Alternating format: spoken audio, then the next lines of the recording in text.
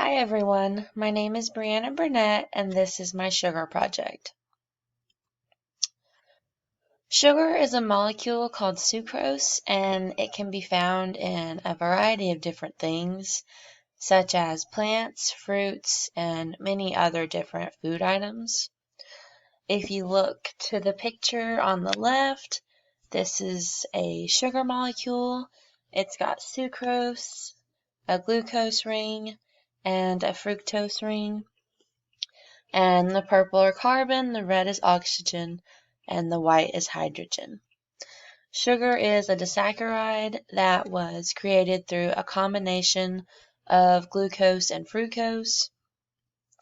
The most common sugar comes from sugarcane, and the sugar molecule consists of 45 different atoms, which includes 12 carbon atoms, 22 hydrogen, and 11 oxygen atoms. Research has found that sugarcane comes from Southeast Asia and dates all the way back to 8000 BC. Sugar was first introduced into our diets somewhere around 600 AD in Hawaii, and the Hawaiians actually chewed on the sugarcane at first because they realized that it was sweet and a juicy kind of thing that come out of it. So then they later on started putting it in their food.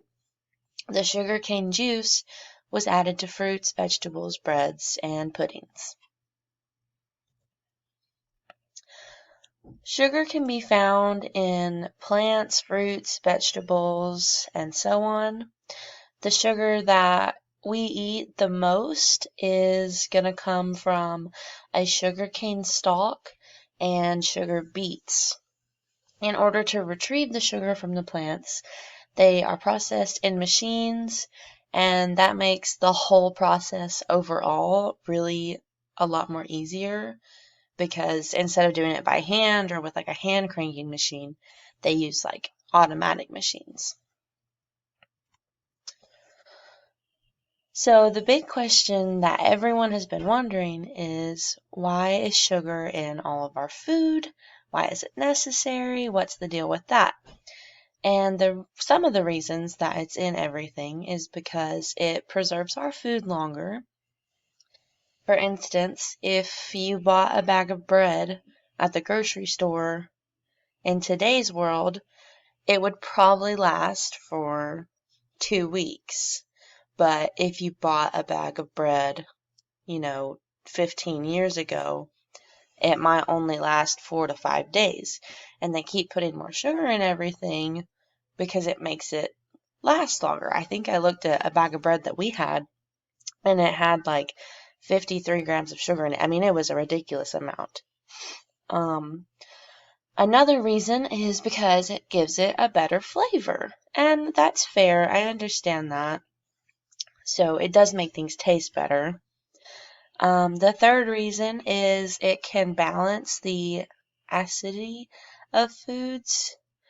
And sugar does a really good job at preserving foods, but it's the fact that foods don't need to last forever. They weren't made to last forever. They were made to be eaten and then you get more. Sugar affects the body in a variety of different ways. For one, with the brain, sugar can alter its cognitive abilities and your self-control. And it does this the same way it would someone who is on drugs would be. And they are never satisfied. So no matter how much sugar you take in, it's never going to be enough. Sugar can also change the reward system, and it makes people think that they need to keep eating, which leads to overeating, and that's also one of the reasons that sugar can cause obesity, because it's altering the reward system in your brain, and then by that being changed, you're going to keep overeating because you're never satisfied. And one thing that really surprised me is that a high sugar intake can create brain inflammation, which leads to memory loss. And this will lead on to when we talk about sugar and Alzheimer's. And in this little picture I have on the right, it's got how sugar affects your brain, skin, liver, kidneys, mouth, heart, stomach, pancreas, and fertility. I did not know that sugar had any effect on fertility at all, but high blood sugar actually can impair your reproductive system in men and women. So that's a scary thought to think about. Sugar can be a disturbance to the digestive system because it can speed up the process, which is horrible because it needs to do it naturally the way it was supposed to do. And when it speeds it up, it can cause bloating, diarrhea, and overall, it's just a really painful process for someone to go through. There are certain conditions that people have just developed that if they have sugar and like a lot of it, it's excruciating pain for them, and like they have the most horrible symptoms of things that happen in their stomach because of it.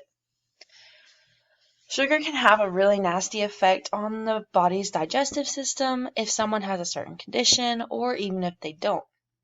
Too much sugar intake can be really harmful to the body's digestive system if people don't know what symptoms they should be looking for. And that goes with anything.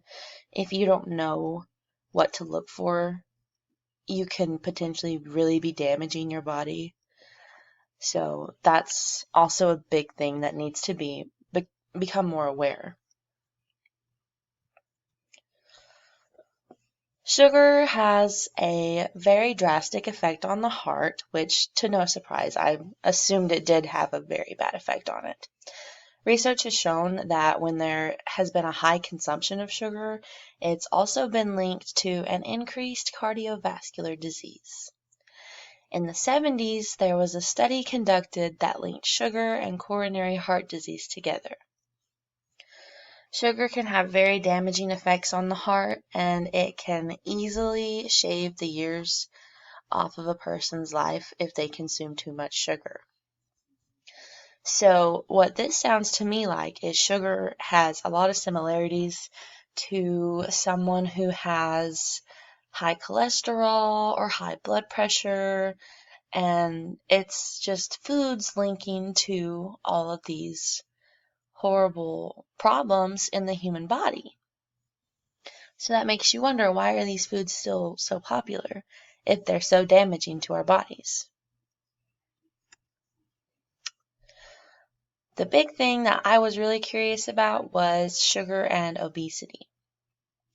And the research that I found suggested that sugar was the largest cause in obesity and in type 2 diabetes. There was a study done in America which showed that the sugar intake for adults was 17% of their total calories, which is a humongous amount. I'm pretty sure it said that it's supposed to be less than 10% of the total calories. So that's a big difference. And sugary drinks like sodas and like juices with really high sugar amounts in them, those have been linked to unwanted belly fat and obesity.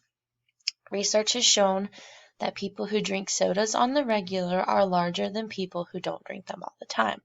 And I 100% believe that. I cut out drinking sodas for like 4 months a few years ago, and I lost a tremendous amount of weight and I felt better overall. Sugar and Alzheimer's. Researchers have linked Alzheimer's disease and high sugar intake together in a study where they examined the consumption of sodas with neurophysiological markers of Alzheimer's and vascular brain injury.